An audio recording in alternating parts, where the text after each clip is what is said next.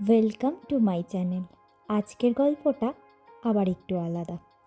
জীবনটা সবসময় একই রকম ব্যস্ততায় কেটে যায়। কাজ, দায়িত্ব, নিজের ব্যস্ততা, তার মাঝেও কখনো কখনো বন্ধুদের সঙ্গে একটু সময় বের করে নেওয়া দরকার। তাই একদিন ঠিক করলাম, চলো একটু বেরিয়ে আসি, শুধু একটু আনন্দ করার জন্য। সন্ধে নামতেই শুরু হলো আমাদের ছোট্ট জার্নি। গাড়িতে উঠেই শুরু হয়ে গেল গান, গল্প আর এন্ডলেস আড্ডা। গাড়ির মধ্যে গান চলছিল, সবাই নিজের মতো করে এনজয় করছিলাম। আর মনে হচ্ছিল অনেক দিন পর যেন একটু মন খুলে হাসছি। কিছুক্ষণ পর অবশেষে পৌঁছে গেলাম আমাদের ডেস্টিনেশন ট্রফ ক্যাফে।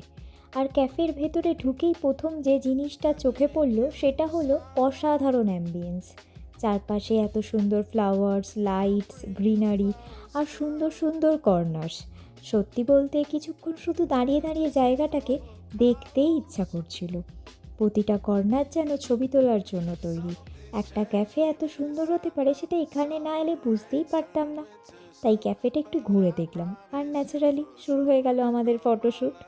কেউ ছবি তুলছে, কেউ পোজ দিচ্ছে, কেউ আবার সেই ছবি দেখে হাসছে। ছোট ছোট এই মুহূর্তগুলোই আসলে পরে সবচেয়ে বেশি মনে পড়ে।